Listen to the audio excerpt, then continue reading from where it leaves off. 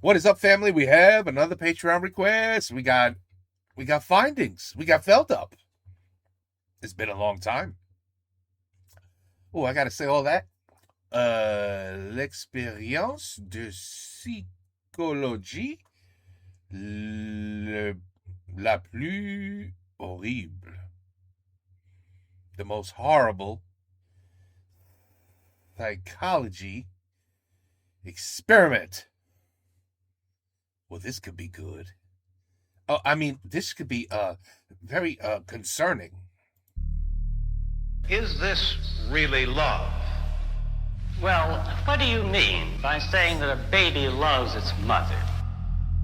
Ce findings va être un peu particulier. J'espère qu'il ne sera pas aussi difficile à comprendre que j'ai eu du mal à faire les recherches pour le réaliser. J'avais envie à la base de me pencher sur 3 expériences scientifiques qui, chacune de leur manière, avaient été inhumaines et profondément choquantes. Mais plus j'ai fait mes recherches, plus une d'entre elles a commencé à prendre de l'importance. J'espère ne pas faire d'erreur en faisant cette vidéo, c'est des sujets très pointus sur lesquels je n'ai pas de connaissances académiques, et en plus de ça, le sujet dont je vais parler possède de nombreuses informations qui se contredisent sur internet, et j'ai dû recouper du coup du mieux possible.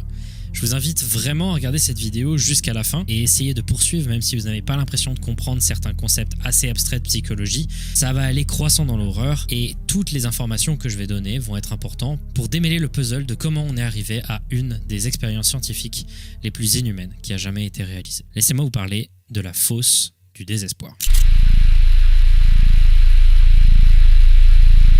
Well, this could be interesting.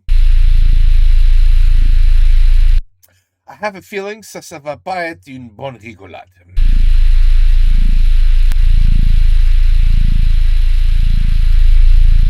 Mais avant ça, laissez-moi vous parler d'une autre expérience scientifique. Une un peu moins importante et un peu moins flippante, mais qui va donner un peu de contexte au reste de l'épisode. John B. Watson est une figure très importante de l'histoire de la psychologie en Amérique. À cette époque, ces domaines étaient nouveaux et scientifiquement débattus. John Watson, lui, voulait le rendre scientifiquement crédible en publiant en 1913 un article sur son approche de la psychologie, le behaviorisme. C'est une manière un peu particulière de voir la psychologie qui considère que tout comportement humain observable est en réalité le fruit d'expériences qu'un sujet a eues en interaction avec son environnement. C'est une approche de la psychologie qui entretient l'idée que l'homme est le fruit de ses expériences et uniquement de ses expériences, que c'est par des apprentissages bénéfiques ou punitifs qu'il va finir par forger sa personnalité, ses comportements et ses réflexes de survie. C'est une approche qui s'inspirait des travaux de Pavlov et qui était nouvelle, et elle a apporté plusieurs choses positives. Elle a aussi eu son nombre de critiques, notamment dans son système de renforcement et de punition pour guérir des maladies mentales, mais aussi car elle omet souvent des caractéristiques internes, comme quand elle a amené énormément de discrimination dans le sujet de l'autisme et dans la communauté des gens autistes. Si Watson fut quelqu'un d'important pour la psychologie, c'est donc en bien et en mal. Aujourd'hui, ses travaux restent très critiqués, surtout pour une chose, ces expérimentations parfois impliquaient des enfants qui étaient directement des sujets de test. Et en l'occurrence, cette petite expérience que je vais raconter en introduction, l'expérience du petit Albert, en est un exemple clair. Les enfants et surtout les bébés étaient un des focus principaux de la psychologie à l'époque, particulièrement les behavioristes qui voient la psychologie comme une somme de réactions à des stimulus modifiant le comportement global. Pour eux, il était donc logique que l'enfance est le moment où quelqu'un forme son comportement.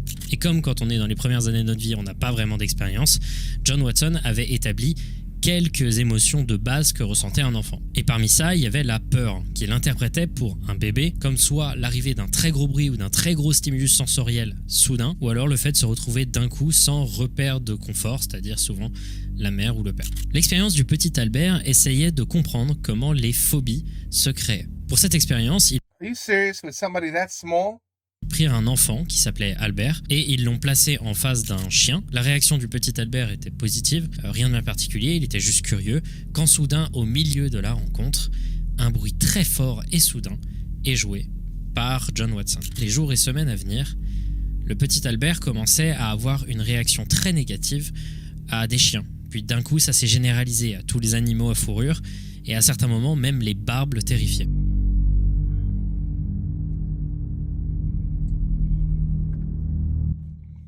Ça peut sonner juste comme un truc assez anecdotique, mais concrètement, Ils ont traumatisé un enfant pour réaliser un papier. Oui. Et si l'identité du petit Albert a été un peu anonymisée, on ne connaissait donc que le fait qu'il s'appelait Albert, des gens ont essayé de faire des recherches pour le retrouver et ils sont tombés sur quelques personnes, notamment un Albert qui serait mort il y a environ 10 ans, dont des témoignages semblent dire qu'il avait une phobie exacerbée d'à peu près tous les animaux à fourrure. Donc pourquoi je vous raconte ça ?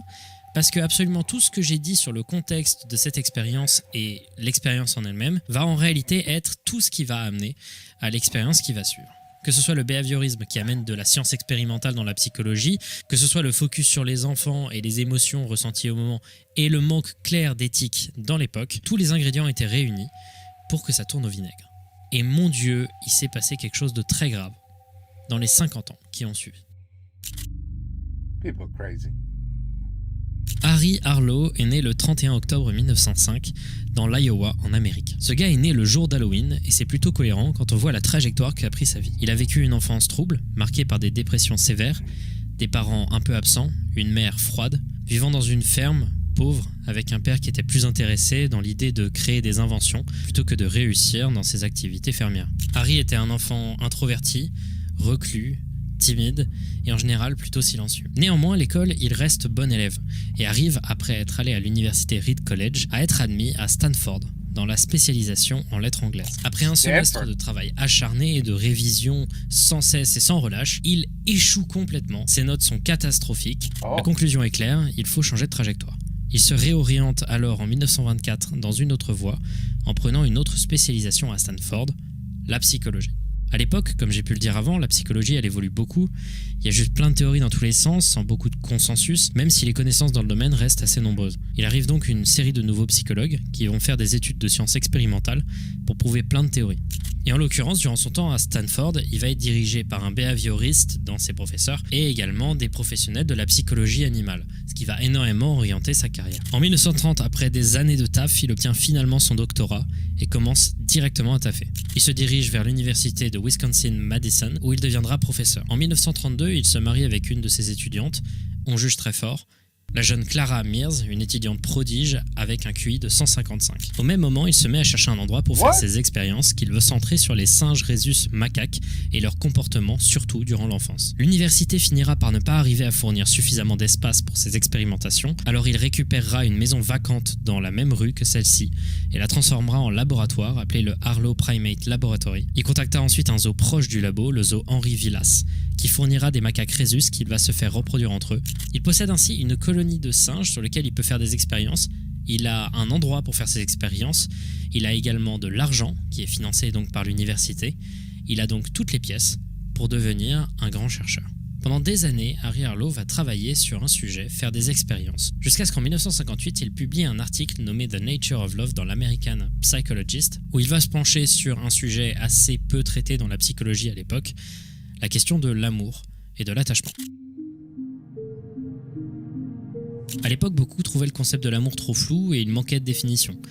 Harry Harlow commence ses recherches en essayant de trouver quelle était la nature de l'amour et il voulait savoir si pour un animal, l'amour était un moteur au même titre que la faim, la soif, la douleur et le sexe. À l'époque, la théorie était qu'un nourrisson n'éprouve de l'amour et de l'attachement à sa mère qu'uniquement car celle-ci est source de nutrition avec son lait. C'était vraiment une autre époque, vous allez le voir, c'est assez clair qu'il fallait faire des recherches dans ce domaine. Un exemple de test qu'ils ont réalisé, c'est de séparer les enfants directement à la naissance de leur mère. On s'occupait d'eux et on les nourrissait, mais juste s'ils n'avaient aucune compagnie et aucun contact social. Ils étaient tellement en détresse qu'ils finissaient par avoir une connexion extrême envers des simples bouts de tissu qu'on mettait dans sa cage. A soft cheesecloth pad that is his only companion, his only comfort. Once a day, the pad is removed for cleaning. Il survivait avec difficulté, mourant parfois au bout de 5 heures. Harry Harlow écrit « Nous étions impressionnés par la possibilité qu'au-dessus de la fontaine de lait du sein ou du biberon de la mère, le confort au contact puisse être une variable très importante dans le développement de l'affection du nourrisson pour Les pauvres singes. la mère. » À ce moment-là, le focus était clair pour Harry Harlow, il fallait se pencher sur la question de la mère. Voilà l'expérience qu'il va réaliser ensuite. L'expérience consistait à créer un substitut de mère.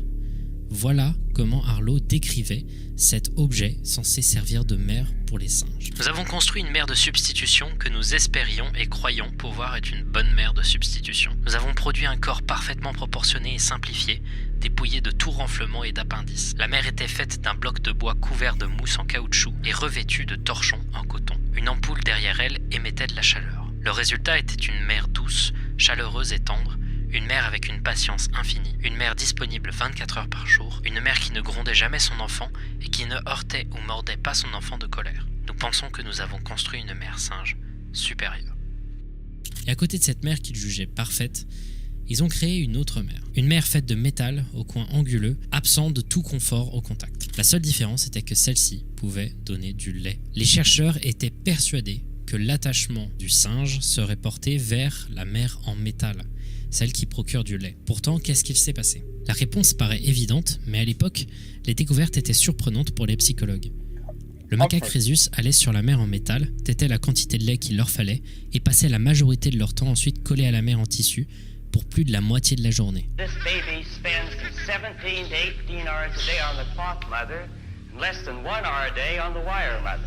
Mais c'était pas encore suffisant pour Harry Harlow. Alors certes, il allait beaucoup plus souvent sur la mère faite de tissu, mais est-ce que c'est pas juste parce qu'il la prend comme un lit, quoi? Il fallait un truc qui prouve qu'il aimait véritablement cette mère de substitution en tissu. Pour lui, il fallait terrifier le singe.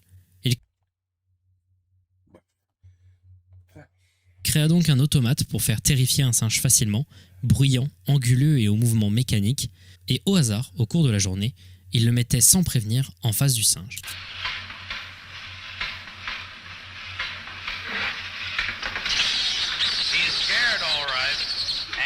What any child will do in a similar situation, running to his mother.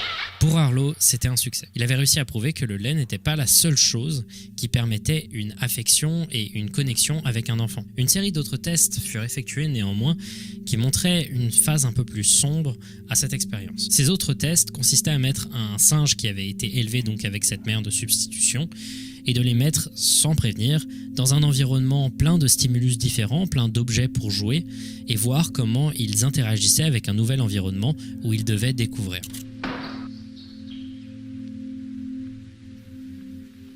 Un singe normal a tendance à toujours vouloir découvrir, à explorer, essayer de comprendre ce qui se passe autour de lui. Là, dans ce cas-là, quand il n'y avait pas la mère de substitution dans la pièce, il se roulait en boule sur le sol et ne faisait rien. Néanmoins, quand la mère de substitution était présente dans la pièce, ils se mettaient dessus et continuaient leur rythme de journée. Ils étaient devenus incapables de découvrir, dépendants de leur seule source de confort. La réinsertion dans des milieux sociaux d'autres macaques rhésus était catastrophique. Ils étaient hostiles au contact de ses semblables. Ils ne pouvaient pas jouer avec les autres singes, ils étaient agressifs. Après ses découvertes avec les mères de substitution, Harry Harlow est devenu modérément connu. Il faisait des interviews dans la presse et est devenu une figure de proue de la psychologie. Ces découvertes allaient dans le sens inverse complet de la mentalité de l'éducation des enfants de l'époque, qui était dominée par John Watson, dont je vous ai parlé plus tôt, qui disait qu'il ne fallait pas embrasser ou câliner ses enfants. Il fallait être le plus distant possible, être froid pour ne pas les gâter. On pensait que l'amour porté à un enfant ne servait que très peu dans le développement. John Watson conseillait d'ailleurs aux parents de ne pas embrasser leurs enfants avant qu'ils aillent se coucher, mais plutôt juste de leur serrer la main. Wow. Vraiment une autre époque. Harry Harlow proposait une version de la psychologie où il y avait plus d'affection. Mais à côté, sa vie partait dans une trajectoire plus sombre et ses expériences prirent des tournures beaucoup plus graves. Dans son mariage avec Clara Mears, il eut 2 enfants.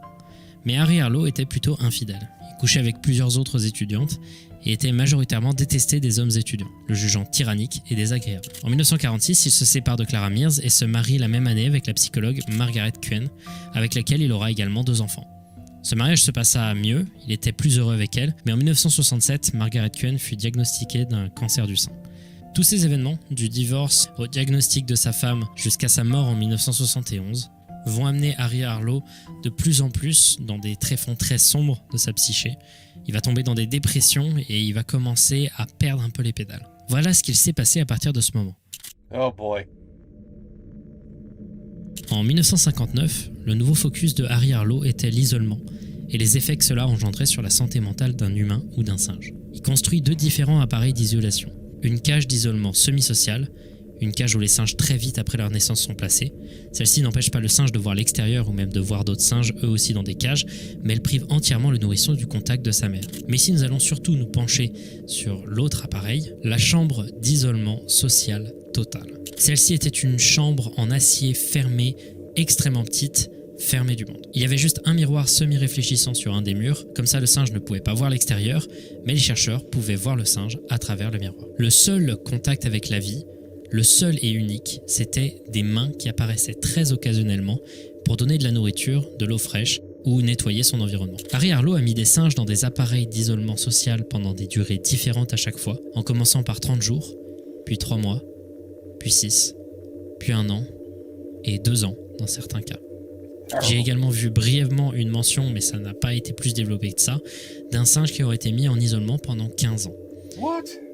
Je ne sais pas si c'est vrai. Des mois et des mois à n'avoir rien d'autre à faire que de se retrouver face à soi-même dans l'espace confiné silencieux d'une chambre de torture pour animaux sociaux. Durant l'isolement, les singes dans les cages d'isolement semi-social avaient des comportements nouveaux et inhabituels, comme des regards dans le vide prolongé, tourner en rond dans leur cage, ou tout simplement de l'automutilation. Pour l'isolement total, c'était différent. Harlow décrit ceci dans son rapport. Aucun singe n'est mort durant l'isolement. En revanche, quand ils ont été enlevés initialement de l'isolement social total, ils sont entrés dans un état de choc émotionnel caractérisé par du renfermement personnel autistique et des balancements. Un des 6 singes isolés pendant 3 mois a refusé de manger après le relâchement et est mort 5 jours après. L'autopsie a attribué sa mort à de l'anorexie émotionnelle. Les effets de 6 mois d'isolement total étaient tellement dévastateurs et débilitants que nous pensions que 12 mois d'isolement ne produiraient pas de dégradation supplémentaire. Cette théorie fut prouvée fausse. 12 mois d'isolement ont presque oblitéré les animaux socialement. Leur réinsertion dans des environnements sociaux était quasiment impossible. Ils étaient agressifs, antisociaux et parfois refusaient de manger. Ils étaient également inactifs sexuellement, refusant tout contact avec d'autres singes d'un point de vue sexuel, et au contraire de leur père, ils ne se masturbaient pas non plus. Ils se faisaient harceler et rejeter par le groupe. What? Bref, leur évolution était catastrophique, au point d'à peine bouger face à quelconque stimulation. Mais Harlow, lui, il n'était pas encore satisfait. Il voulait savoir si des singes comme ça, qui ont vécu longtemps dans de l'isolement total, pouvaient être de bons parents. Mais comment faire pour qu'un singe refusant tout contact sexuel puisse avoir des relations sexuelles? Et là, on arrive à une des constructions les plus horribles qui a jamais été réalisée par Harry Harlow. Holy shit, do I want to know this? Désolé, je vais devoir censurer. Le rack.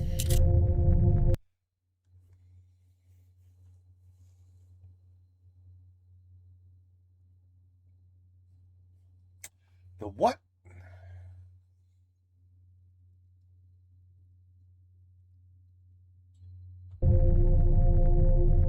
Le rack ou gris à viol. Enfin, il n'y a pas vraiment de traduction. C'est atroce. Voilà, c'est vraiment atroce. Vous pouvez passer à ce timecode si vous voulez pas entendre parler de ça. Il s'agissait en gros d'un appareil d'immobilisation. No, we're gonna listen. De singes femelles qui se mettaient dans une position permettant de faciliter l'accouplement. Comme ça, des singes mâles pouvaient avoir des relations sexuelles et donc forcer une mise enceinte d'un singe macaque femelle. Okay. Ils ont réussi à obtenir des bébés issus de singes ayant vécu un isolement total. Et ce qui s'est passé à leur progéniture est assez atroce. Les singes ayant vécu un isolement total étaient incapables de s'occuper de leur enfant. Ils avaient un manque total d'expérience sociale. Cela a amené à des comportements assez atroces où une des mères ayant vécu l'isolement a pris le visage de son bébé et l'a collé au sol pour ensuite manger ses pieds et ses doigts. Là, je suis pas sûr de la traduction parce que dans le rapport d'étude, il dit le mot chewed qui peut signifier mâcher, mâchouiller, mais en général, ça signifie surtout mâcher, enfin écraser quelque chose, le rendre bouilli, quoi.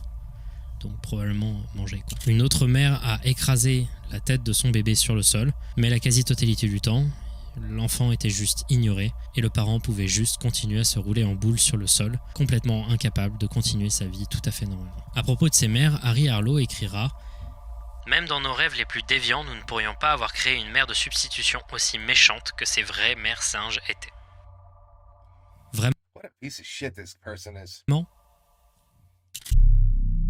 a piece of shit. Penchons-nous sur l'Iron Maiden, No heart. une nouvelle création de Harry Harlow. Elle tient son nom du nom anglais de la Vierge de Fer, un outil de torture qui est en gros un coffre de la taille d'un homme dont les surfaces sont couvertes de pics. Comme ça, quand on ferme le coffre, Ouais. on est transpercé de toutes parts. L'Iron Maiden était tout simplement une simulation de mère abusive pour singes nourrissons. Il s'agissait d'une mère de substitution, comme il avait pu être réalisé avant, qui pareil émanait de la chaleur et qui était dans un tissu qui était très confortable, mais qui avait une différence de design. Au hasard, sans prévenir, elle pouvait rétracter des pics pointus et violents dans la peau du singe. What the fuck is wrong with this person? Oh, why couldn't they have experienced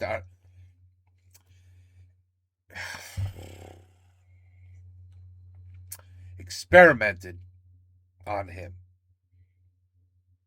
Put his ass in a metal spike box and close the door. Just to see how he would feel. Why not? But no, you're going to do it to an innocent monkey. Look at him. You can just tell he's sick. How does... I don't know how this was allowed. D'autres soufflaient un air extrêmement froid et violent, balançaient de l'eau glacée ou alors, dans un cas célèbre, le plus extrême de l'Iron Maiden, poignardaient le singe. Ces événements arrivaient au hasard et étaient tellement violents que le singe se voyait projeté la plupart du temps sur l'autre côté de la grille de la cage dans laquelle il était enfermé, criant et pleurant de peur et de douleur. Mais à chaque fois, les singes revenaient sur l'Iron Maiden. Ils y étaient attachés et restaient malgré la douleur, désirant un minimum de douceur de contact.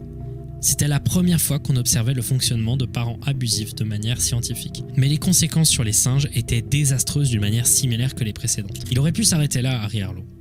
Il avait déjà fait des trucs vraiment très graves et il commençait à vraiment pas être très apprécié dans la communauté psychologique, tout simplement Don't tell me he goes even worse. parce que les discussions sur l'éthique commençaient et que là, ça commençait à devenir très chaud. Mais comme je vous l'ai dit, en 1971, sa femme meurt de son cancer. Harry Harlow, il va plonger dans une dépression sévère. C'était une dépression sombre et violente. Ça a été tellement extrême qu'il a été un sujet de test expérimental pour des électrochocs à l'époque, dans l'espoir que ça puisse le guérir de son énorme dépression qui le rongeait de l'intérieur. Pendant cette période extrêmement sombre de sa vie, il a eu le temps de réaliser une dernière expérience. You got a sicko, un malade qui fait les expériments. Et c'est là qu'on y arrive, Les expériments. la fosse du désespoir. Expérience. Oh là là. The pit of despair. Il venait fraîchement de sortir d'une autre expérience qu'il avait appelée le tunnel de la terreur, qui consistait à mettre un singe dans une pièce connectée à un couloir, au bout duquel on mettait une sorte d'automate qui avait pour objectif de faire peur au singe, qui approchait lentement du singe, dans l'objectif de voir comment il réagissait à la détresse. C'est dans ce contexte-là qu'il se décide à faire des études sur la dépression. À l'époque, il a d'abord essayé de comprendre l'essence de la dépression, qu'est-ce qu'il vivait. Un sentiment de solitude, d'être perdu, d'être sans aide, de n'avoir absolument aucune épaule, ou comme il pouvait le dire lui-même, de s'effondrer dans un puits de désespoir. Une fois qu'il avait capturé donc cette essence de la dépression, il était prêt à breveter sa nouvelle construction. Le nom technique que les autres chercheurs lui avaient conseillé était appareil de chambre verticale. Lui, il ne voulait pas ça. Jusqu'à maintenant, il avait toujours nommé ses créations par des noms très romancés. Néanmoins, il a insisté, malgré les conseils de ses chercheurs, à l'appeler la fosse du désespoir. Le puits du désespoir. The Pit of Despair. Il s'agissait de ces sortes de boîtes en acier à la surface glissante dont la conception triangulaire faisait que tout singe placé à l'intérieur ne pouvait pas remonter, glissant constamment sur les surfaces pentues.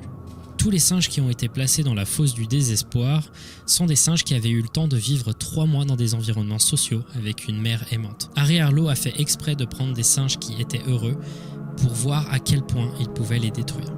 Les côtés de cette pyramide étaient volontairement huilés, de sorte à ce qu'il soit impossible pour un singe placé à l'intérieur de remonter. Pour enlever encore plus la possibilité aux singes de s'échapper, une grille était placée au-dessus qui couvrait l'entrée. Tout culminait en un point, le fond de la fosse où les singes heureux, ayant eu le temps de vivre, étaient placés pour créer des symptômes de dépression. Les singes, pendant les premiers jours, essayaient de sauter de toutes les manières qu'ils pouvaient. Ils essayaient de grimper, mais à chaque fois, ils glissaient à nouveau dans le point original, le fond de la fosse. Et ensuite, il s'est passé quelque chose de particulier. Après des jours à lutter, Ils se roulaient en position fétale dans un coin, enfin persuadés que leur situation était sans espoir.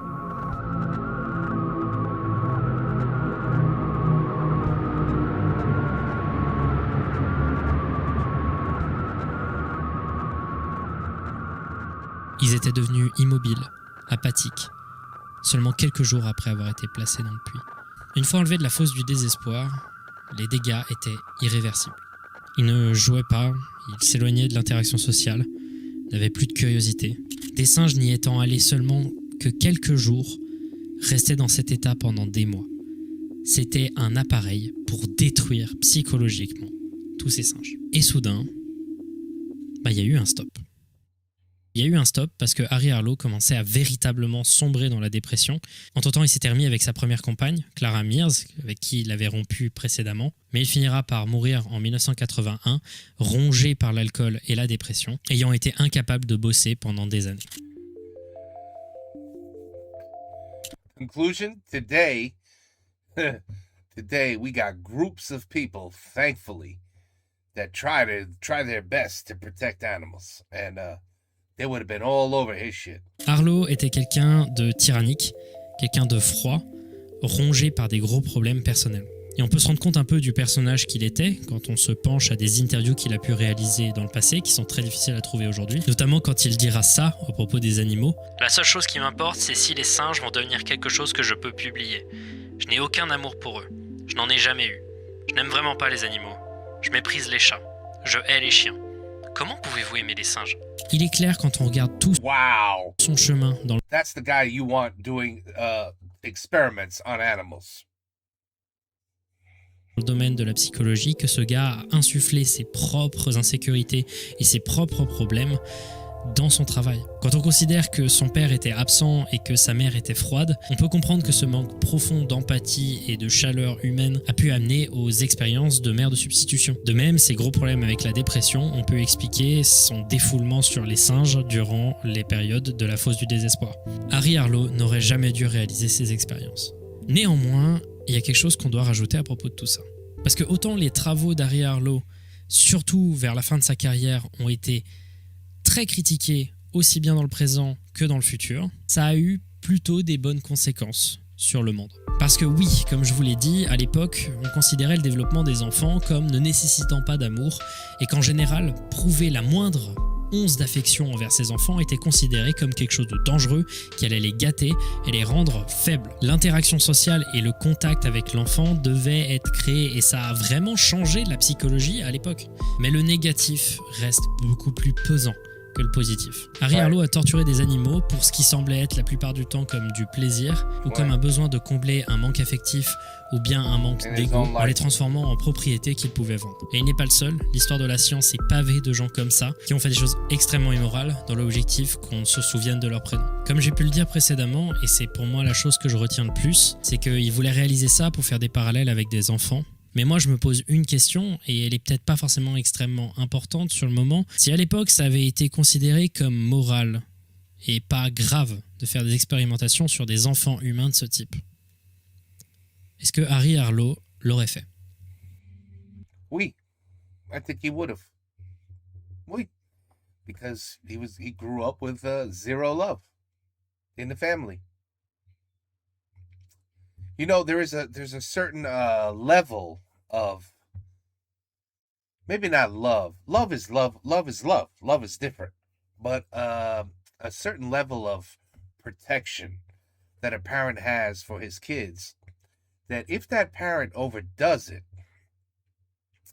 I do believe that a child that is, just spoiled, have you ever seen those videos where you have the millionaire father and mother surprising the 16-year-old daughter with a brand new car?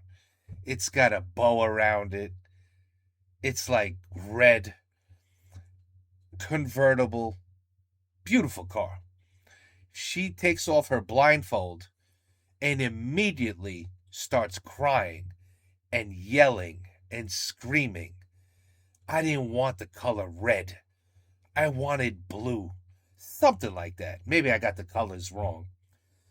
and literally, like, you hear the mother telling the brother, turn the camera off, turn the camera off, as she's having a meltdown because she didn't get the right color.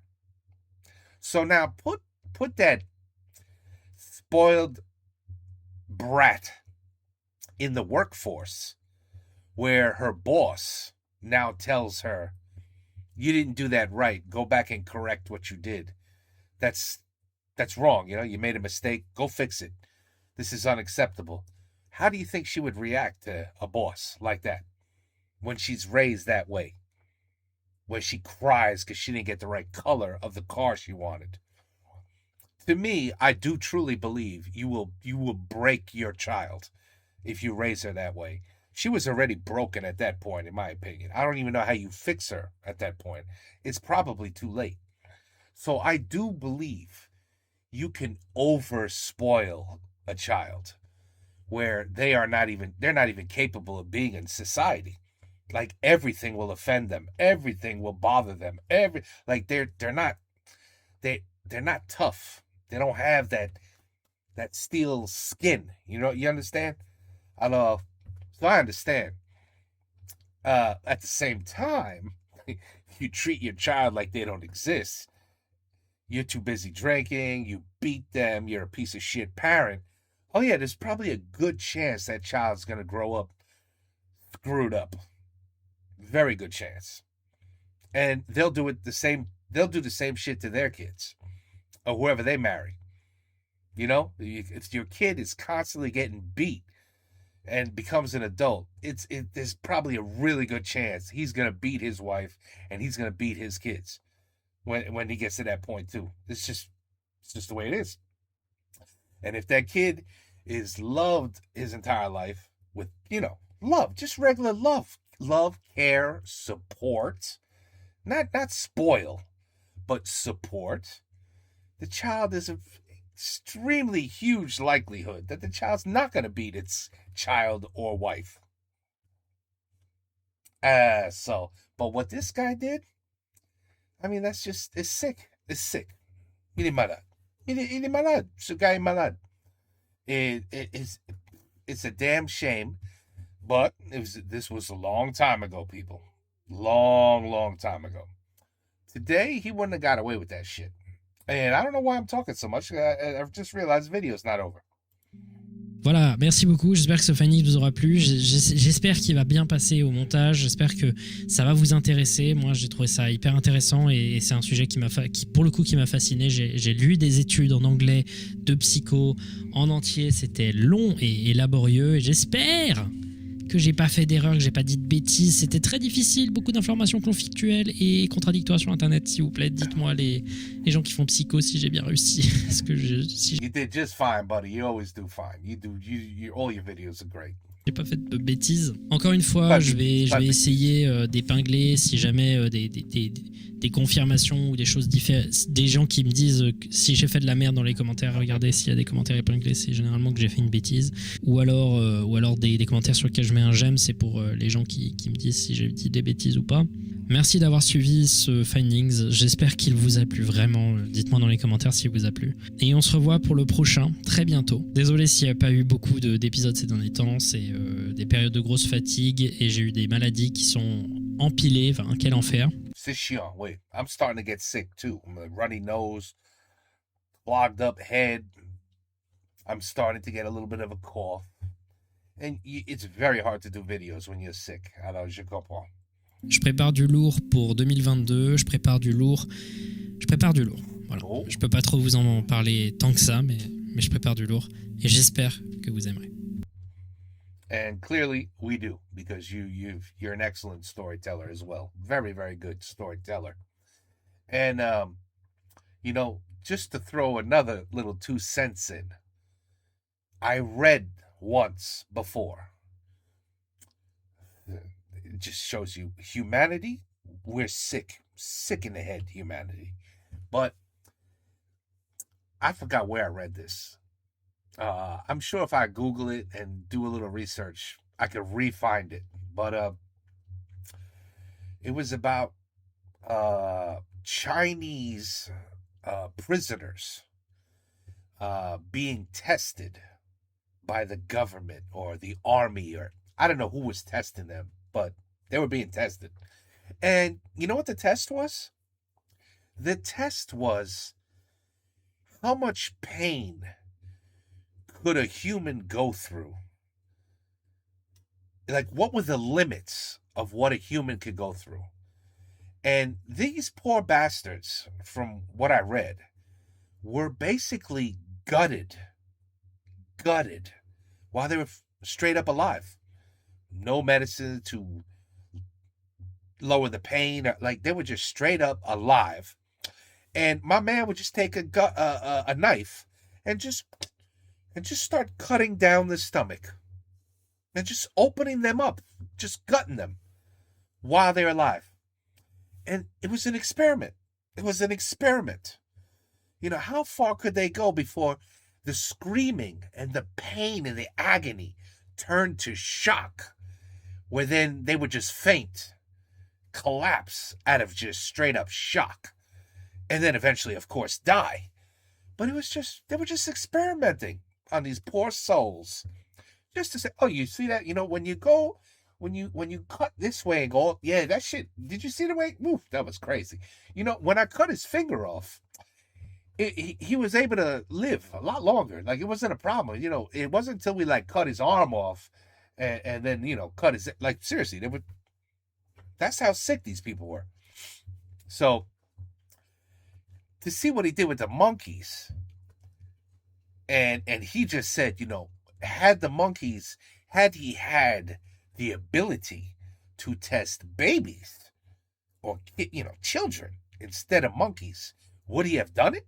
Well, the question is, well, yeah, it's been done already. Maybe not with kids and babies. You know, what do I know? Humanity is sick. But it's been done. It's been done. Hey, let's, you know, I wonder how much pain this guy could go through before he collapses. Like, what? Why? Are you sick? Like, but again, that's humans. So there you have it, people. Another great findings video, filled up. And it's very sad. It's a triste histoire, that's for sure. And of course it's Americans. Americans are always crazy. I mean, what the... I mean, I don't even want to know how he got the job. I don't even know how he kept the job. How the hell did people supervise him? Did anybody just happen to show up at the laboratory once in a while just to say, hey, you know, we just here to do a little checkup? What are you doing to these monkeys? I mean, that's all it would have taken. That's all it would have taken. And somebody would shut that shit down. Anyway, that's a long time ago, and hopefully nothing like that can happen today. I mean, I understand. Listen, you want to send a human to Mars without really knowing if the rocket will make it? The rocket might blow up. We don't know. Would you rather kill a monkey, or would you rather kill a human? I'd rather kill a human. See, I think you should take, hey, bring me that prisoner. What did he do? What did he do? Oh, he raped little girls under the age of 5, and then he murdered them. Oh, he's in prison for life. Bring him to me. Bring his ass to me. We're gonna shoot his ass to Mars, and we're gonna see if he makes it. Right? Why kill an innocent monkey or an innocent animal? You know, a rabbit, a gerbil, a rat. Send them. Fucking, you got prisoners all over the place who don't even deserve to be alive.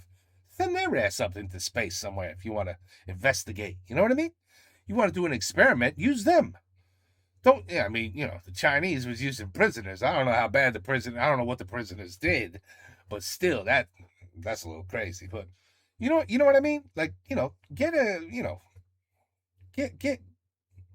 yeah, it's talk of the town lately in all countries. I noticed Jeffrey Epstein, when he was alive.